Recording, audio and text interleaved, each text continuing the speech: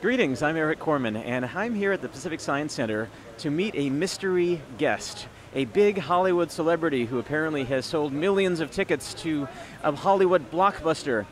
And I have no idea who it is. I've been trying all of my sources here at the Science Center and with the film publicity company that's bringing this person to town, and they will not say. They tell me upon pain of death they can't reveal who it is. There's going to be children in costumes. I think I saw a few wands and scarves. What can that mean? But the actual Hollywood person?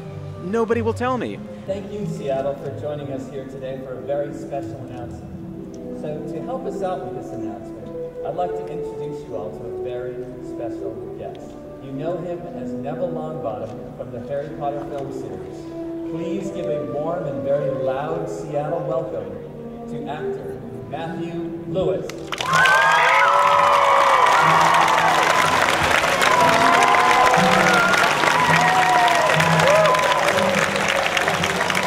Hello everybody. Thank you very much, Eddie and Michelle, for the welcome. It's a real pleasure to be here in Seattle for this announcement. I'm sure you're all very eager to hear what's coming to Seattle right here at the Science Museum. So I'm not going to waste any more time. On the count of three, point at the screen. 1, 2, 3.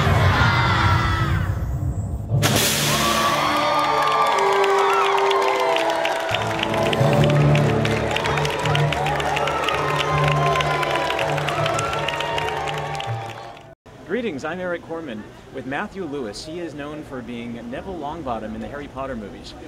Really Hollywood royalty at this point, because the Harry Potter movies, if you haven't seen them already, are a global phenomenon. Millions of people have seen them. The loyalty that I've seen among fans is unparalleled. And now there's an exhibit coming to Seattle at the Pacific Science Center from October 23rd until January 30th, Harry Potter the Exhibit, which is why Matthew Lewis is here. Matthew, thanks so much for coming, and thanks for taking a few minutes to talk to me. It's a pleasure, thanks very much. Cheers. I've been curious about the whole process of working in a film series like this, because I don't know of any other circumstance where you've taken kids. You were 11 years old when you started. Right, yeah. And now you're 21, and you just wrapped up filming the last Harry Potter movie, literally, what, last weekend, something like that? Pretty much. What's it been like growing up on film, seeing your life and all your friends grow right before your eyes? Yeah, it's a real surreal sort of experience. Like, I mean, it's not entirely sunk in for me, to be honest with you. You know, I acted from the age of 5, so I'd done stuff previously until I got Harry Potter at 11, and then just sort of doing that, you know, with a great cast, you know, Dan, Rupert, Emma, the whole lot of them are all just absolutely fantastic people to work with. You know, really good friends of mine now, and yeah, it's a weird experience thinking that half my life has been spent doing this film series. And as you were saying earlier, you know, the fan base that we've got is staggering. We've got the best fans in the world, and it's amazing to be able to come, you know, halfway around the world to Seattle and still have this kind of welcome. It means a lot. It's great. Well, what was life like? I mean, I understand that you had certain restrictions. There were things you could do and things you couldn't do. We couldn't really play much contact sport because if we got injured or whatnot, it you know, ruined the filming process. So we couldn't really get hurt, or we tried our best not to get hurt. But you know, kids are kids, so it happened a few times. But you know, I don't feel like I ever missed out on anything in my childhood. I just feel like I just had a lot more than I ever expected I would. You know, I got these 2 lives that I got to lead, and I still have all my friends back home that I had from the beginning. I still live in Leeds, and yeah, so it's I've just gained a lot of stuff. I don't think I've missed out on anything. That's really cool.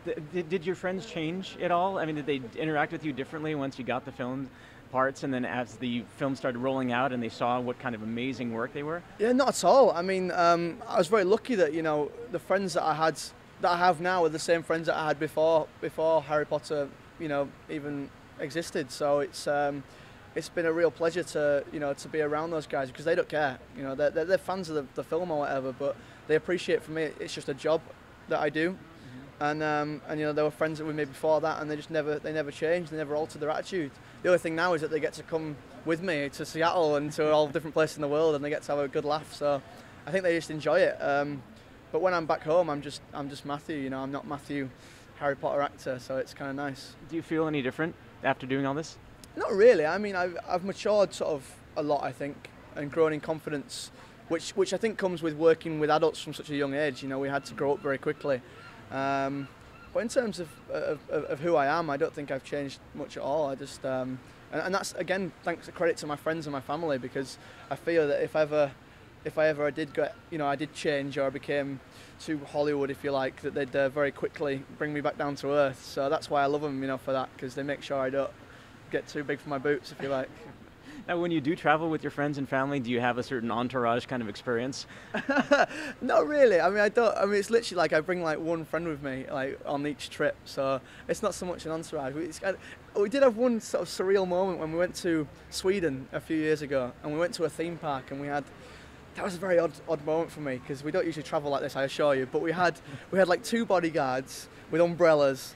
And then we had the owner of the theme park taking us around, and then we had a couple of people from publicity, and there must have been about 10 of us in total, and I felt very uncomfortable walking around the theme park with all these people. But that very, very rarely happens. So no, it's not normally that kind of entourage feel, but definitely with my mates coming out, it's kind of cool, to show them my world, really. Oh, absolutely. Do people recognize you when you're walking down the street? Because I understand for the movie they put some sort of prosthetic behind your ears to make them stick out, and they gave you teeth, and they put shoes that were too big. Do you have a lot of recognition when you're walking down the street?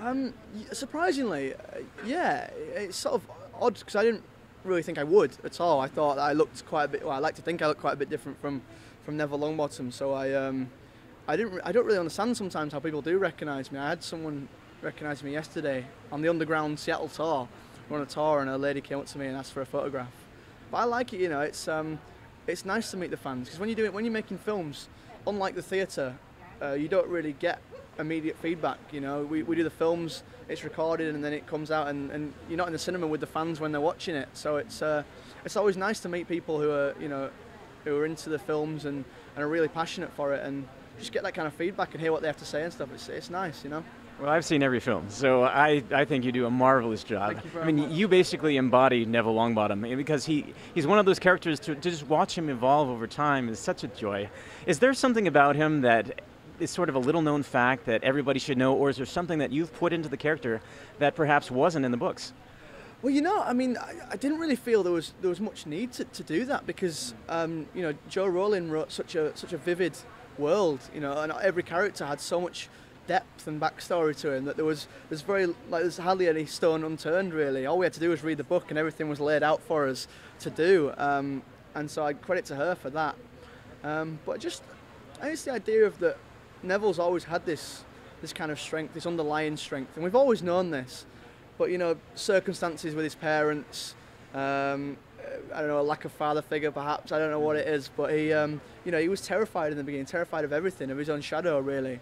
But he did always have that loyalty. Loyalty is the main thing that he's always got, and it's really comes to the foreground in this new film which we've done.